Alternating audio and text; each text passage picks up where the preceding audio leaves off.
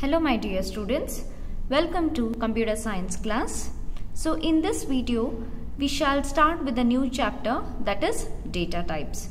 So this chapter is very important from your exam point of view, wherein we shall cover the concepts like what is variable, how to declare a variable, how to initialize a variable, and let us discuss with the different types of data types like integer, float, character, double, void, what are their size and its range, okay, and then we shall even see the modifiers. So all these concepts we shall cover in the chapter, that is data types. Let us begin with the chapter, students. So before I start with the chapter, we all know that what is a variable. Variable is nothing but it is defined as a meaningful name given to the storage location into the computer memory. Am I right? So wherein the value of the variable can be changed during the execution time. So in a previous video with the introduction to C++, with an example I have given with how to use the variable, how to declare and how to initialize the variable, and how the variable is changing its value also I have shown it. Same way here also.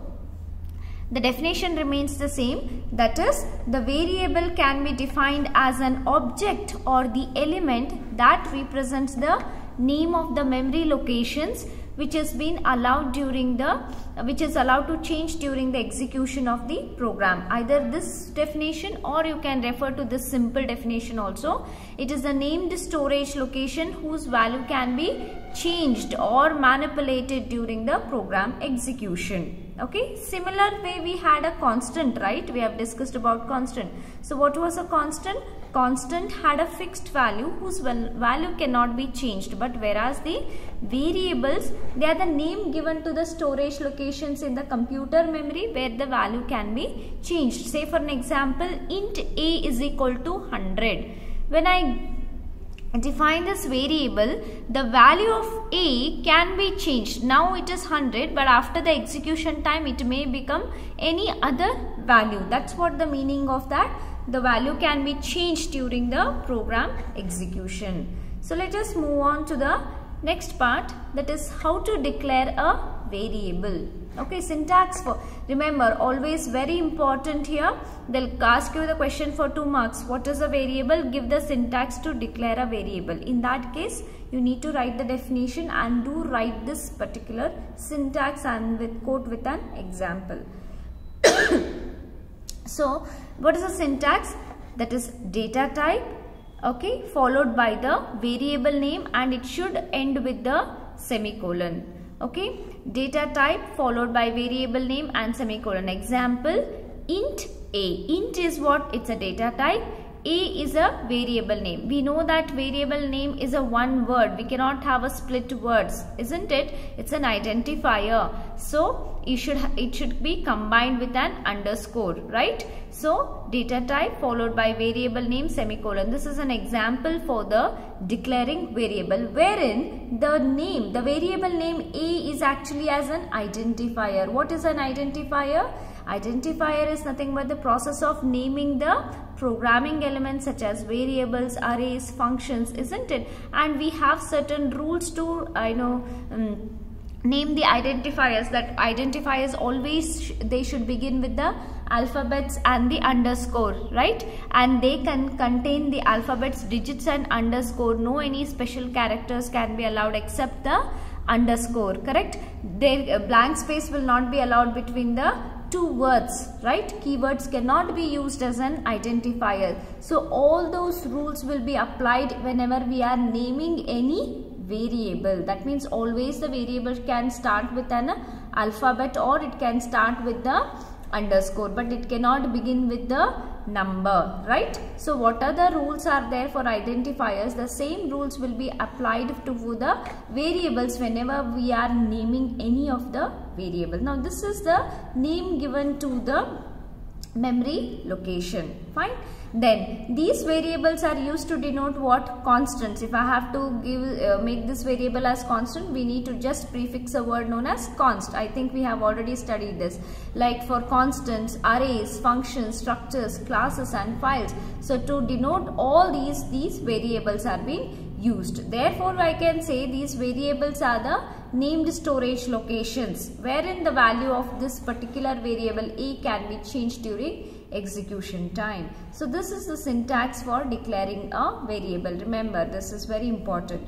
Then what are some? Let us see some of the valid variables. So register number is a valid one because it is beginning with an alphabet. Marks is a valid one. Student 1 is a valid one. Student 1 because it's a combination of both the alphabets and digits. What the rules are there in case of identifiers, the same rules will be applied here also. Now let us see some of the invalid variables like double. Double is a keyword because double is it is actually a data type. Therefore, it's a keyword. Hence, we cannot use it as a name of the any variable. Then total marks. Can you see here? We have a blank space. Am I right? So empty spaces, the blank space will not be allowed between the variable names. That's why here variable name is a one word. To indicate it's a one word, we have used the underscore here. Then to student. We cannot give that as because it is beginning with here as a digit, but actually it should begin with either alphabet or the underscore. Then question mark, it shouldn't use any special character except the underscore. That's why all these to be considered some of the invalid variables. So I hope students by this now you'll get to know how to name the variables, okay, by using the rules of the identifiers. Now this actually declaring means what? Declaration of variables actually help the compiler to allocate the required memory to the particular variable. That means declaration in the sense it tells to the compiler that we are using a variable name known as A of data type as integer, wherein it should, integer means how many bytes I said, it is actually of 2 bytes, isn't it? We have we know this all these points in case of introduction to C++ we have discussed. So 2 bytes. So it is just it is just helping the compiler to allocate the memory space. That is nothing but declaring a variable.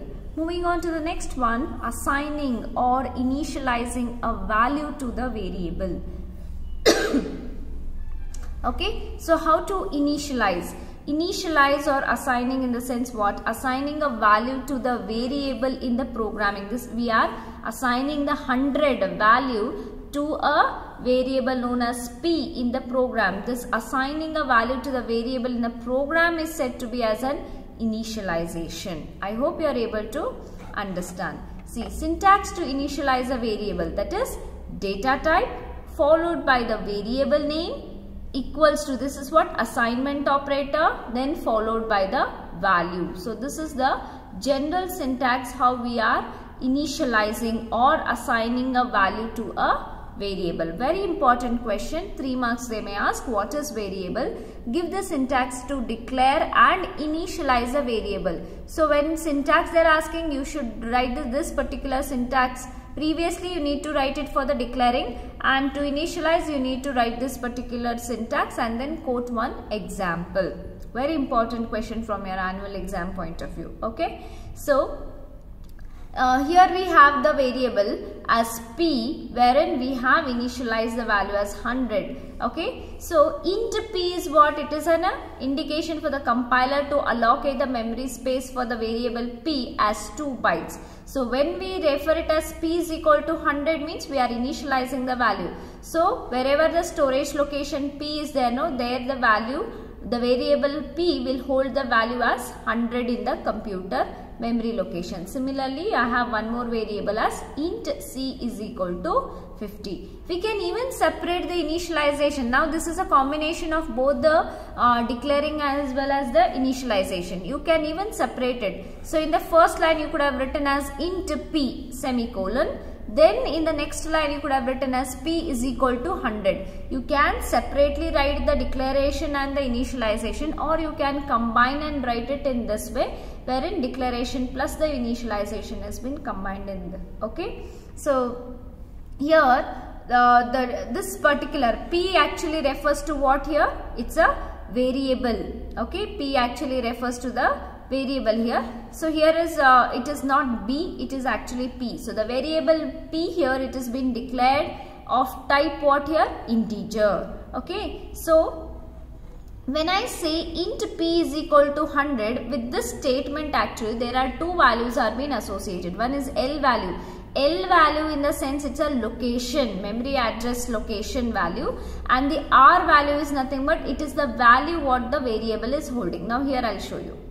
Here how in the memory representation how it is done. This is the name given to the storage location into the computer memory, and the p is a one variable which is holding the value as 100 at the memory location address known as 2000, at the memory location address known as 2000. So therefore there are two values associated with this. The first one is the L value. L value in the sense what? Location value, that is memory address location value. So this actually L value, it holds the memory address at which the data value is being stored. For example, L value of P is what here? 2000.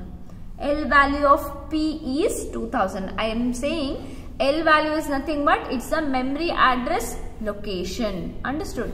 R value is nothing but the value which has been assigned to this particular variable, that is referred to as an R value. I hope you are able to understand. See, with this statement, one thing we should know, P is a variable name of type, data type it is integer, correct? And then we have assigned a value with an assignment operator equals to 100. Then with this expression, two values are being assigned.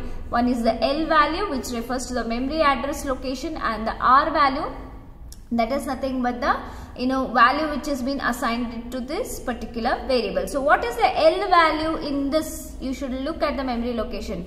Without the looking at the computer's memory, you will not get to know the L value. So what is the L value here? The L value of this particular variable P is 2000. The R value of this particular variable P is 100. Similarly, if I take with C, okay, if I take with C, how the memory representation will be? C here, and the value here it will be 50. Now this time may not be 2000, it might be 5000. So what will be the L value of the variable C? It will be 5000.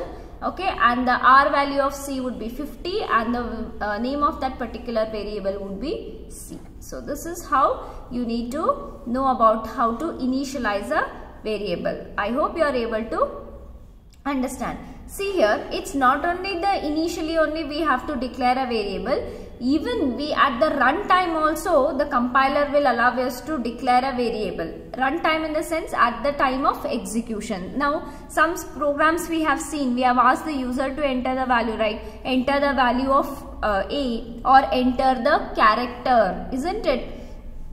Enter the value of A and B. That means what? You are asking the user at the time of execution of your code, you are asking the user to enter the value. Such way also we can declare a variable, but that is nothing but at the runtime. That is called as dynamic initialization. I think when very earlier with the programming I have shown how to add the two numbers. Then I was asking the user to enter the two numbers, right? So I was given with the numbers like 5 and 10 I had given. So 5 and 10, when at what time I have asked the user? At the time of execution. When the user is typing 5 and 10 from the number from the keyboard, okay, that process that automatically it will accept the data. Such kind of initialization, I can say it as a dynamic initialization. And it's not that in the beginning of your program only you have to initialize and declare the variable.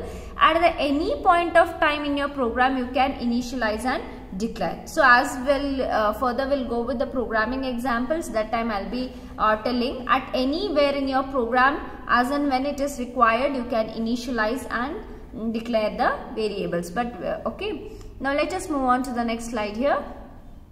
So here you look at the program. Int A comma B, this is a very at the starting point, right? So here I have declared, this is a declaration, not an initialization, right? This is a declaring example.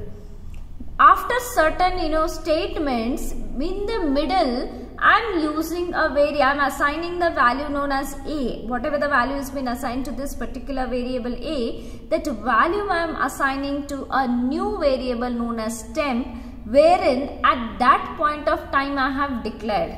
I am declaring plus I am initializing. So I could have here only I could have given comma temp. It's not the compulsory rule that at the initial point only I should declare. At anywhere in your program, at any point as and when the requirement is there, you can declare and you can initialize the variable. So therefore now this is a comment. It's a multi-line comment. Okay, I've splitted it. Therefore it is beginning with a / asterisk and then you write your comment and ending with the asterisk and the /. So in the body of the program, note that variable temp is initialized in it. That means initially we didn't do it.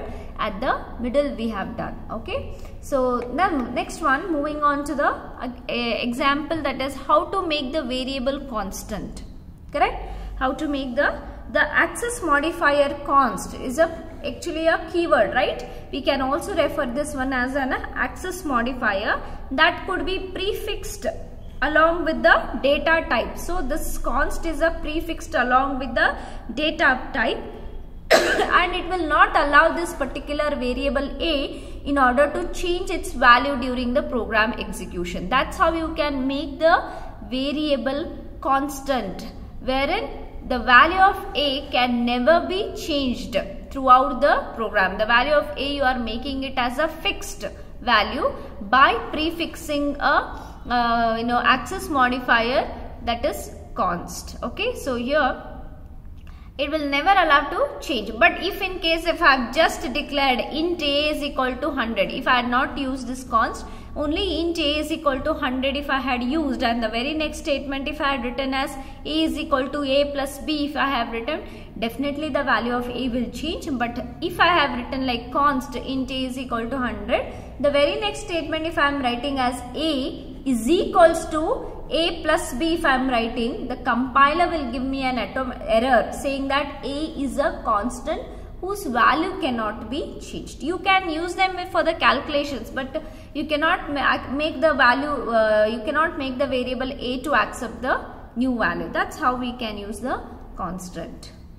So here is a simple example, like int A is equal to 100. So A is equal to A plus B, when I use, the value can be changed, but I can make it as a constant here by prefixing it. Okay, it's become, therefore I can say this becomes an access modifier. What do you mean by access modifier? By looking at this, we can make out whether we can access and make the changes to this particular variable or not. So therefore I can refer it as an access modifier. Similarly, here we have int z is equal to 2000. Int z, it is a simple variable whose value can be changed. Am I right? A value can be assigned to the L value only in an expression. That means what? Here in case, in this particular expression only, I can get the location value, that is the L value. Only in this particular expression I can get. And how we are able to assign the variable value to this particular variable known as z? By using an assignment operator. And in this particular expression, whatever the L value will be there, always it will be in the left of the assignment operator. See, int z is equal to 2000 in the sense what? The z is the actually the memory location name, 2000 is a value, maybe your L value, that is the location, maybe maybe for 5500. Okay, so when I write this particular expression only, I'll be getting the location value, and always the location value will be appearing at the left of the assignment operator. That means z, when I say int z, when I say, definitely we are referring to the storage location of in the computer memory. Am I right? So constant identifiers can appears to the right of the assignment operator only since they are not the L values. That means constant identifiers in the sense what? Whose value cannot be changed, and always they appear at the right side of the assignment operator. Okay, now because their value cannot be changed, they are not having the L values, what is they are saying. Now moving on to the next one, the very important one, that is C++ data types. So C++ data types are mainly classified into three types, that is the fundamental data type, derived data type, and the user defined data type. So under the fundamental data types, we are going to study about integer data type, character, float, double and void. So in this chapter, we are going to cover only the fundamental data types, and we have some different chapters. Okay, there we are going to separately study about the arrays, functions, okay, pointers and reference, and user defined data types like structure, union, class, enumeration. I think you know about what is class. Already we have discussed it in OOPS concepts, and I have given some example also. So the class is nothing but a template, am I right, that refers what data members and what member functions should be included, am I right? So such kind of data types comes under the user defined data type. Okay, now let us begin with our classification of C++ data types, that is fundamental data types. Now what exactly the data type is?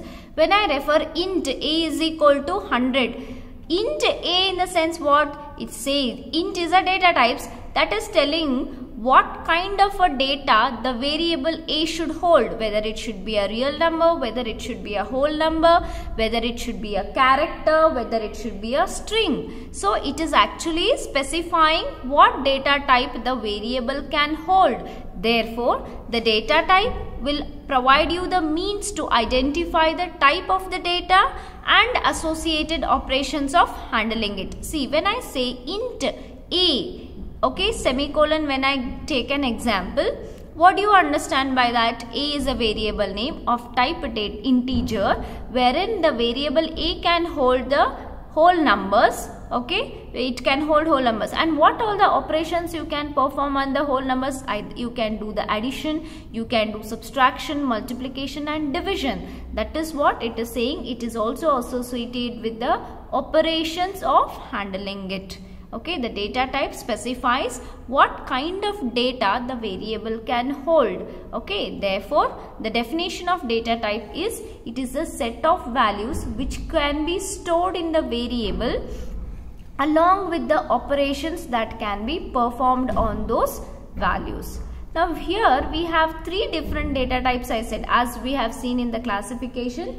The first one is the simple or the fundamental data types. Second is the complex or the derived data types, and the lastly is the user defined data types. Okay, let us see what is the first simple or the fundamental data types. The simple fundamental data types include float, int, char, double and void, whereas the complex or the derived data types are usually constructed by using these simple data types only. They are being constructed, and they are further classified based upon the linear data structures and the non-linear data structures. So as per this classification, the second one is the complex data types. The complex data types are again classified under the linear and the non-linear data types. Okay, and the example for them are arrays, functions, pointers and reference. Now let us see what are the linear and non-linear. The name itself linear in the sense where the arrangements of element takes place in sequential manner, called as a linear data structure. The data elements are arranged in sequential manner. Say for an example, in a class, okay, the roll numbers of the students, suppose 50 students are there. So, and when we assign the place for them in a classroom, when we assign the place for them, according to the roll number we start assigning them, wherein the students and the roll numbers are being sequentially arranged. Then that is an example for the linear data structures, wherein the arrangements of the elements or the things takes place in a sequential manner, one after the another. Whereas we have in case of non-linear data structures are the one elements which are being arranged in terms of non-sequential manner. Non-sequential manner in the sense, if I club both PCMB and PCMC students and PCM stats in a classroom, if I make all the three different type of students to sit, and each one capacity might be 20, 20, 20, and they are not sitting according to their roll number sequentially. First might be one PCMB students, second maybe stat student is sitting, third PCMB, again stat student. So if they are sitting in a non-sequential manner without the arrangement, okay, in the roll number wise, then it's an example for the non-linear data structure. Suppose if they are sitting though they are clubbed into 3, but still they are sitting with the roll number sequentially. If they are sitting, then it's an example for the linear data structure. So therefore the examples for the linear data structure here are arrays. Where did we see this array? Array is nothing but we have seen it in a string constant, right? There we have used a string constant in order to say save the characters, isn't it?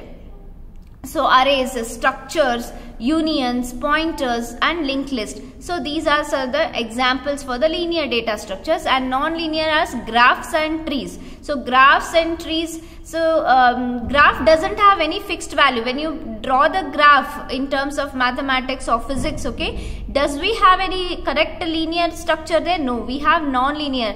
However, the points are coming, in that way your graph changes. It doesn't have a definite fixed points there. So that is an example for the non-linear data structure. Now let us see what is user-defined data types. User-defined data types are being constructed again using the fundamental data types. What are the fundamental data types? Like this int, char, float, double and void. Using them only the user-defined data types are being constructed, and what are the based upon the user's needs and requirements. Examples are structures, unions, class and enumerated. I can give an example for the class here. We have taken the class as student, okay, wherein we had and data members like register and roll number. Register is of different data type, which was an integer. Name was of a different data type, that is of character. So it is a combination of different characters I am clubbing into a single unit known as class. So I'm using their fundamental data types like integer and character I have used. So therefore such examples are nothing but for the user defined data types as per the user requirements. Okay, I can club the different types of data types and club into a single unit known as class. Similarly, even I can club the different data types, and I can club into a structures. We have union, we have enumerated data types also. So okay. So let us next concepts of we shall briefly discuss about the fundamental data types. This concept we shall cover up in the next video, students. Thank you. Take care of yourself.